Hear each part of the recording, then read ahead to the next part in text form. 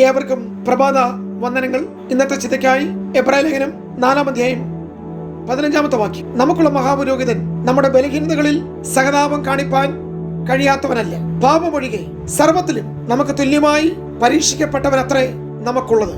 ഈ വാക്യം എത്ര പ്രോത്സാഹനജനകമാണ്. ക്രിസ്തു പാപം കൂടാതെ പരീക്ഷിക്കപ്പെട്ടു, അഥവാ അവൻ പാപം ചെയ്തില്ല. നാം ഓരോരുത്തരും കടന്നു പോകാവുന്ന എല്ലാ പരീക്ഷണങ്ങളിലൂടെയും യേശു കടന്നുപോയി. യേശുവിന് മരുഭൂമിയിൽ ഉണ്ടായ പരീക്ഷകൾ അടിസ്ഥാന പരീക്ഷണങ്ങളാണ്. എന്നാലും അവന് വീണുപോകാൻ കഴിയുമായിരുന്നില്ല, കാരണം അവൻ ദൈവമാണ്. എന്നിരുന്നാലും പരീക്ഷയുടെ സമ്മർദ്ദം നമ്മുടെ മേൽ ഉള്ളതിനേക്കാൾ യേശുവിന്റെ മേൽ വളരെ അധികമായിരുന്നു. യേശുവിന്റെ 40 ദിവസ ഉപവാസത്തിന് ശേഷം കർത്താവിന് വിശന്നു. ആ പ്രത്യേക സന്ദർഭത്തിലാണ് അവിടെ സാത്താൻ കടന്നു വരുന്നത്. സാത്താൻ ചോദിക്കുന്ന ഏക ചോദ്യം, എന്തിനു വേണ്ടിയാണ് ഒരു ദൈവപുത്രൻ വിശന്നിരിക്കുന്നത്? 40 ദിവസം ഉപവാസം കഴിഞ്ഞു, എന്നിട്ടും ആരും ആഹാരം കൊണ്ട് വന്നില്ല. തന്റെ പിതാവ് തനിക്ക് ആഹാരം കൊടുത്തില്ല. ഏലിയാവിന് ദൂതൻ ആഹാരം കൊടുത്തതുപോലെ, ഇസ്രായേൽ ജനത്തിന് കൂടാരത്തിന് മുമ്പിൽ മന്ന പൊഴിഞ്ഞതുപോലെ ഒരു മന്നയും അവിടെ വീണില്ല. ദൂതന്മാരൊന്നും ആഹാരം കൊണ്ട് കൊടുത്ത് കർത്താവിനെ തൃപ്തിപ്പെടുത്തിയില്ല. അല്ലെങ്കിൽ പ്രവാചകനെ കരീത്തിൽ അപ്പം കൊടുത്ത് പോഷിപ്പിച്ച പോലെ അവിടെ ഒരു കാക്കയും വന്നില്ല. സാത്താൻ ചോദിക്കുന്ന ഏക ചോദ്യം, ഒരു മശിക എന്തിനു വേണ്ടി ഇങ്ങനെ വിശന്നിരിക്കുന്നു? സാത്താൻ പോലും വിശ്വസിക്കുന്ന കാര്യമാണ് താൻ അവിടെ പ്രസ്താവിച്ചത്. ഈ കല്ലിനോട് അപ്പമായി തീരുവാൻ കൽപ്പിക്കാൻ പിശാചിന് പോലും അറിയാം യേശു കൽപ്പിച്ചാൽ കല്ല് അപ്പമായി തീരുമെന്ന്. പക്ഷെ ഞാനൊരു ചിന്ത നിങ്ങളുമായി പങ്കുവെക്കട്ടെ.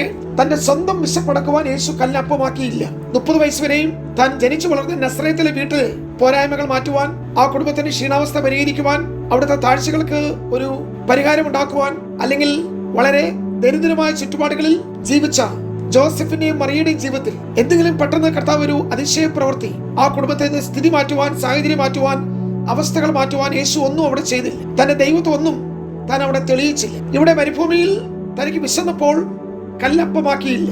കാരണം കല്ലപ്പമാക്കാനുള്ള കൽപ്പന പിതാവിൽ നിന്ന് തനിക്ക് ലഭിച്ചു. പിതാവ് ചെയ്ത് കാണുന്ന അല്ലാതെ പുത്രന് സ്വയം ഒന്നും ചെയ്യാൻ കഴിയുകയില്ല. പിതാവിൽ നിന്നുള്ള ഒരു അരുളപ്പാടോ കൽപ്പനയോ ഒരാലോചനയൊന്നും ഈ വിഷയത്തിൽ പുത്രന് ലഭിച്ചിട്ടില്ല. സാത്താൻ നിർബന്ധിക്കുകയാണ് കല്ല് അപ്പമാക്കുവാൻ. അതൊരു ജഡീക പരീക്ഷയായിരുന്നു. കാരണം വിശപ്പ് ഏത് മനുഷ്യന്റെയും അടിസ്ഥാന ആവശ്യമാണ്. അപ്പോഴും ദൈവപുത്രൻ പറഞ്ഞത് തനിക്ക് വേണ്ടി എഴുതപ്പെട്ട ദൈവവചനമാണ്.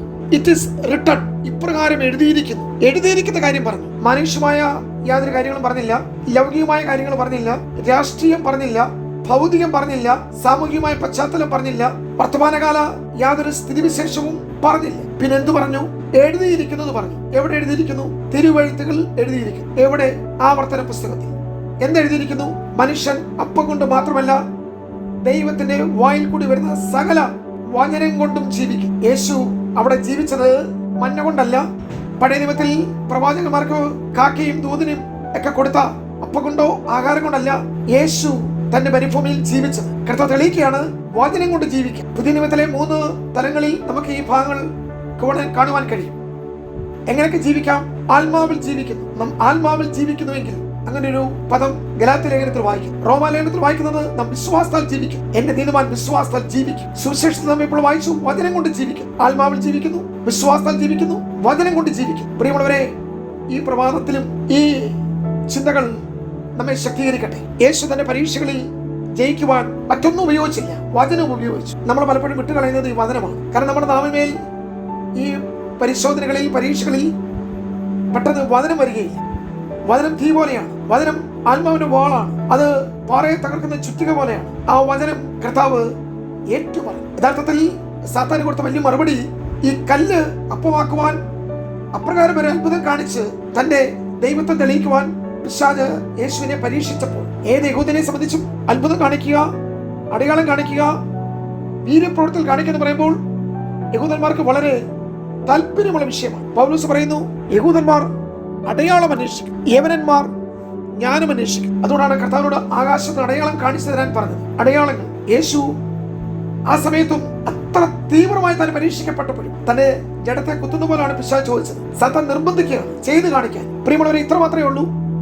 ദൈവികതത്തിൽ നിന്ന് പുറത്തു വന്ന് ചിലത് ചെയ്ത് കാണിക്കാൻ, പിതാവിനുള്ള ആലോചനയിൽ നിന്ന് വ്യത്യസ്തമായി തന്റെ സ്വയത്തിൽ ചിലത് വെളിപ്പെടുത്തുക. യേശുവിന്റെ സ്ഥാനത്ത് നമ്മിൽ പലരുമാണെങ്കിൽ, ഞാനോ നിങ്ങളോ ഒരു മശികയോ ദൈവത്തിനോ ആണെങ്കിൽ, സ്വർഗത്തിന്റെ പിതാവ് അയച്ച ഈ ഭൂമിയിലേക്ക് വന്ന ഒരു ദൈവത്തിനാണെങ്കിൽ, നമ്മുടെ മരുഭൂമികളിൽ, നമ്മുടെ പരീക്ഷകളിൽ, നമ്മുടെ ഉപവാസത്തിന് ശേഷം പിശാച് കല്ല് ചൂണ്ടിക്കാണിച്ച് അപ്പമാക്കി തീർക്കാൻ പറഞ്ഞാൽ ചിലപ്പോൾ നാം നിർബന്ധിക്കപ്പെടും, പരീക്ഷിക്കപ്പെടും. നമ്മുടെ കല്ലപ്പമാക്കാനുള്ള ശക്തി നാം വെളിപ്പെടുത്തും. യേശു കൽപ്പിച്ചാലും കല്ലപ്പമാകും. പക്ഷെ തന്റെ സ്വന്തം വശപ്പടക്കുവാൻ യേശു കല്ലിനെ അപ്പമാക്കിയില്ല. 30 വയസ്സ് വരെയും ജീവിച്ച നസറേത്തിലെ വീട്ടിലെ പോരായ്മ മാറ്റുവാൻ ഒന്നും ചെയ്തില്ല. പക്ഷെ തന്നെ ക്ഷണിച്ച കാനാവിലെ കല്യാണ വീട്ടിൽ ആ വീടിന്റെ പോരായ്മ പരിഹരിക്കുവാൻ, ആ വീട്ടിൽ ഉണ്ടായ ഒരു പ്രയാസം അല്ലെങ്കിൽ ഒരു പ്രശ്നം, അല്ലെങ്കിൽ അവിടെ ഉണ്ടായ ഒരു ബുദ്ധിമുട്ട് എന്തു തന്നെയാകട്ടെ, നമുക്കറിയാം വീഞ്ഞു പോരാതെ വന്നു. ഇനി വളരെയധികം ക്ഷണിക്കപ്പെട്ടവർ ഈ വിവാഹത്തിന് എത്തിക്കൊണ്ടേയിരിക്കുന്നു. എവിടെയോ കാൽക്കുലേഷൻ തെറ്റി, പ്ലാനിങ് തെറ്റി, ചിന്താഗതികൾക്ക് മാറ്റം സംഭവിച്ചു.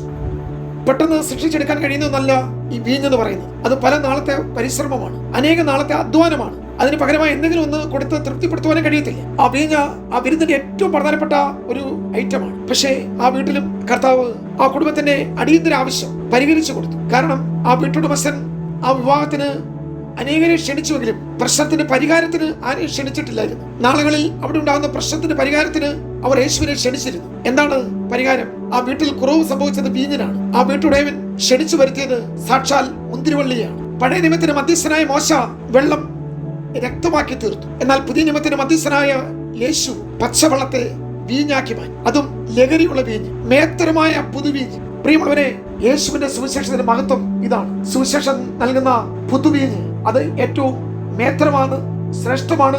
കർത്താവ് ആ കുടുംബത്തിന് വേണ്ടി അപ്രകാരം ഒരു അത്ഭുതം ചെയ്യും. മരുഭൂമിയിൽ തന്നോടുകൂടെ 3 ദിവസങ്ങൾ ഒരുമിച്ചായിരുന്ന ജനം, അവർ ഭക്ഷണം കഴിക്കാതെ പോകുവാൻ ദൈവം അനുവദിച്ചില്ല. ആ ജനത്തിന് വിശന്നപ്പോൾ യേശുവിന് മനസ്സിലായി. പത്രോസും ഫിലിപ്പോസും ഒക്കെ നിർബന്ധിക്കുന്നത് ഈ ജനത്തെ പറഞ്ഞു വിടണമെന്നാണ്. കർത്താവിന്റെ മറുപടി, അവർ ആഹാരം കഴിക്കാതെ പോയാൽ അവരാരും അവർ വീടുകളിലേക്ക് എത്തിച്ചേരുകയില്ല. അവർ വഴിയിൽ തളർന്നു വീഴും. പ്രിയ സഹോദരങ്ങളെ, നമ്മുടെ തകർച്ച അറിയുന്നവൻ, നമ്മുടെ തളർച്ച അറിയുന്നവൻ, നമ്മുടെ ജീവിതത്തിന്റെ ആരംഭവും അവസാനവും അറിയുന്നവൻ, നമ്മുടെ ജീവിത സാഹചര്യങ്ങളെ അറിയുന്നവൻ കർത്താവിനെ പോലെ മറ്റാരും വേറെയില്ല. ഇന്ന് പ്രഭാതത്തിൽ ഈ വചനം നമുക്ക് വിശ്വസിക്കാം. യേശു തന്റെ മരുഭൂമിയിൽ തന്റെ വിശപ്പടക്കുവാൻ ഒന്നും ചെയ്തില്ല. പക്ഷെ പിശാചിനോട് നൽകുന്ന ഒരു ദൂത് ഇതാണ്: സാത്താനെ, ഞാൻ ആരാണെന്ന് നിനക്കറിയാമോ? ഞാൻ യുഗങ്ങളുടെ പാറയാണ്. I am the rock of ages. യുഗങ്ങളുടെ പാറ.